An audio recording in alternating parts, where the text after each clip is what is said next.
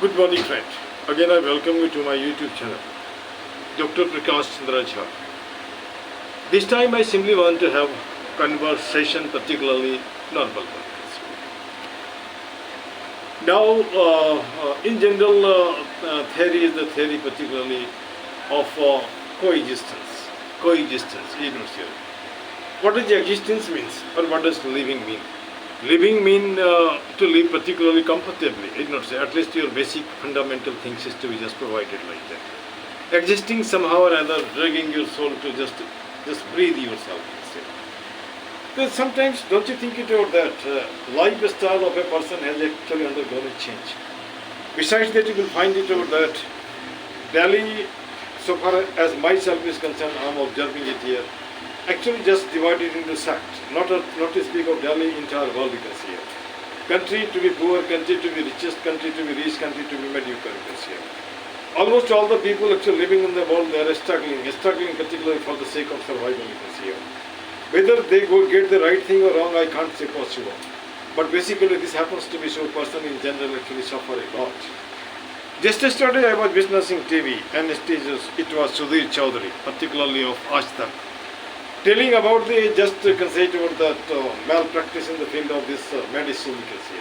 Production medicine. Suppose a person if he actually takes something from the market, he doesn't know what is what. He is simply taking the thing. Not to speak of that, adulteration is actually made everywhere. Everywhere, who is actually making it here? Is it Almighty? Is it the person who is thought to be broker? Is it the person just mediocre? Is it the person something different like that? Mind saying here is that. It is nobody but greed. It is nobody but a kind of just dream and longing particularly to just become somewhat excellent and just reach to the very spot of majesticity like that. Now the question here is that, suppose you are rich, you became king, you became everything, you became millionaire. Are you really happy? Are you not actually just depressed? Are you not actually getting tension? I certainly think it over there certainly would have been a lot of things you can say related to this. Many a times news comes a person getting nothing at all, but there is nobody to just share the emotion, particularly of the person and the whole. And they succumb to what? Suicide. They succumb to death. And this is the thing, simply it is. My dear friend, why don't you do the thing? Live and let other live. If you simply just take the very service of a person, why don't you give the minimum, just not minimum, just a cassette about that, a kind of justified wages like that. No question, person gets the wages. If you just travel in metro, and you simply look at the very faces of the person, and faces the replica of her, and that particular thing feels something different. Is it not clear? On the other hand, you simply find person doesn't get the time to just to be spared. All the times abusing, blaming, counter-blaming.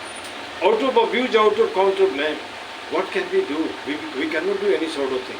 As a matter of fact, I simply want to say about that, you Mr. Such and Such, whosoever persons you are human being also.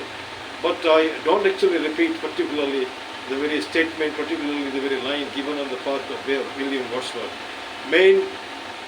What man has made out of man. कहने का मतलब आदमी को क्या बना दिया है. कोई राजा बन गया, किसी ने किसी को गुलाम बना दिया.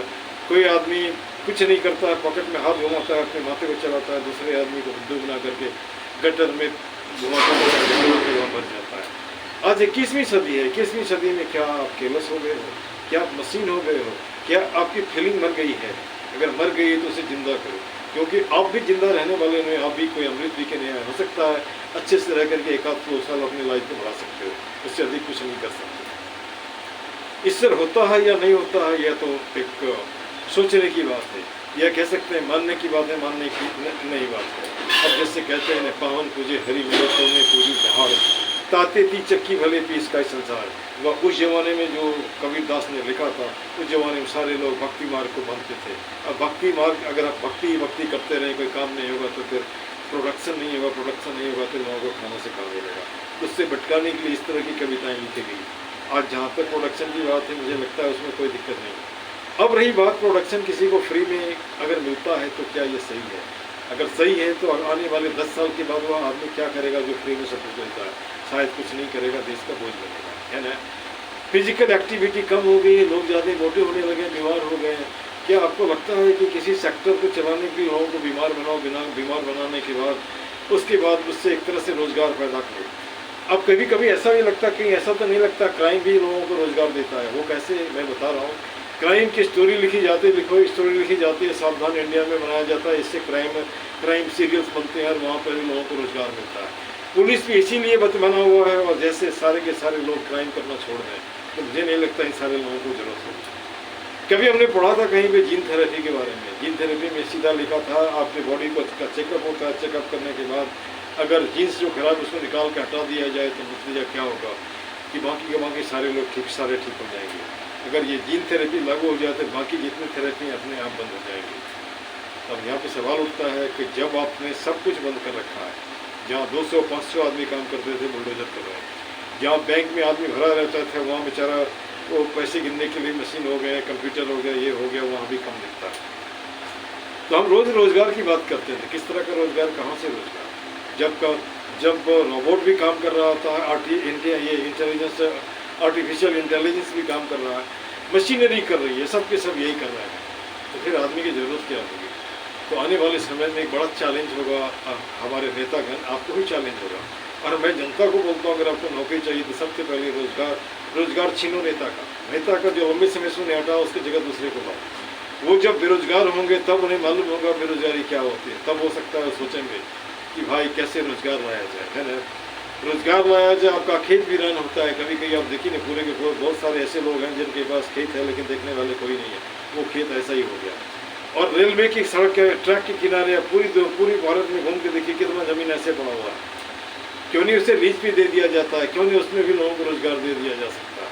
जिससे रेलवे को भी फायदा होगा, लोगों को भी फायदा होगा। चलिए, मुझे लगता है अगर कुछ ज़्यादा बोल दिया, ज़्यादा बोलने से सॉरी। और हम हिंदुस्तानी हैं तो हिंदुस्तानी जहाँ पे बोलते हैं कि जैसे कि एथनिक क्लासेस की बात होती है, यहाँ एथनिक वैरायटी है, ढेर सारे लोग रहते हैं, मंगोल भी मिल जाता है, द्रविड़ भी मिल जाता है, आर्यन भी मिल जाता है, कहीं और भी मिक्स मिल जाता है, मिल के सभी रहते हैं। लेकिन वह मज़ा नहीं आ रहा है जो मज़ा रियली में आना चाहिए। जब किसी के आँख में आंसू देखता हूँ, जिस रास्ते में फटे कपड़े पहने हुए हैं और कपड़ा गंदा है, कोई देखने वाला नहीं, भीख बोलते हैं, भिक्षाटन ख़त्म हो गया, यहाँ भी लोग पहुँचते हैं और सड़क पे भी दिखता है। तो भाई मेरे दोस्त, हर आदमी अपने घर को अगर साफ़ रख ले तो देश अपने आप साफ हो जाएगा। आज किसी ने कहा सर अगर गंदगी लोग नहीं फेंके तो पार्क गंदा नहीं, तो उनको कैसे समझाएं जिनको आदत होगा, जिनको लगता है नहीं ये सरकारी संपत्ति है, गंदा करना ही चाहिए, जिनको ऐसा लगता है कि चलो गंदा करेंगे तो हमारा क्या होगा, कोई ना कोई पागल आदमी से हमारे जैसा होकर साफ तो करता ही है ना। इससे निकलो, इससे बचो। जहाँ पे गड़बड़ देखते हो वहाँ पे बिल्कुल खड़ा हो जाओ। कैसे भीड़ में जाकर आपको दिखाई देता है कोई नेता बनना चाहता, मुफ्त में आपका कोई काम नहीं करता, उस भीड़ में बिल्कुल मत जाओ। और वह नेता जो पहले आपके दरवाजे पे आता था, आपका हाँ दरवाजे पे आता है, आजकल तो रोड शो करता है ना। और अब पता नहीं किस वजह से भागे आप चले जाते हो। आपको अगर कोई पसंद नहीं है तो आपके बैलेट बॉक्स में एक ऑप्शन है जिसको नोटा बोलते हैं। नोटा का मतलब होता है नन ऑफ द अबव। किसी को नहीं चुने, कहा एक बार इसको भी एक्सपेरिमेंट करके देखो ना, है ना। वो बना है कि सभी एक्सपेरिमेंट करने के लिए, एक्सपेरिमेंट करके देख सकते हो, तब इन लोगों को मालूम होगा कि कैसे कुछ मिल जाता है। बहुत आसानी से नहीं मिलता कोई चीज़, अगर आसानी से मिलता है तो आसानी से चला जाता है, लेकिन इनका आसानी से नहीं जाता, ये लंबे किस्तें हैं। तो मेरे दोस्त जो पढ़े लिखे हो, बेकार हो, मैंने पहले भी कहा, आप इंडिया के किसी भी कोने में हो, आप असेंबली में इलेक्शन लड़ सकते हो, आप पार्लियामेंट में इलेक्शन लड़ सकते हो, आप चाहो तो म्यूनसिपल कॉर्पोरेशन में, ग्राम पंचायत में, सब जगह इलेक्शन लड़ सकते हो। उसके लिए कोई एज नहीं है, कोई क्वालिफिकेशन नहीं है। आप अभी जो प्रेजेंट में जो भी दिखते हैं उससे आप बेहतर हो, और जब आप बेहतर हो तो बेहतर हिंदुस्तान बनाओगे। इन्हीं शब्दों के साथ फिर से मैं अपने सपने को रिपीट करता हूँ। हर हाथ को काम हो, चेहरे की मुस्कान हो, पॉकेट में दाम हो, खरीद कर खाने का स्वाभिमान हो, संविधान का ज्ञान हो, हंसता खेलता मुस्काता फलता फूलता हिंदुस्तान हो। This much, thank you very much.